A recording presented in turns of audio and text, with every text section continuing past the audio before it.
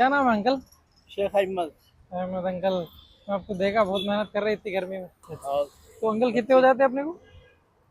600-700 रुपये। हो जाते हैं हाँ डेली का। हाँ और मैं अगर आपको 600-700 रुपये दे दूं तो फिर खुश हो जाएंगे आप? तो आज का आज आपका के दिन हो जाएगा पूरा।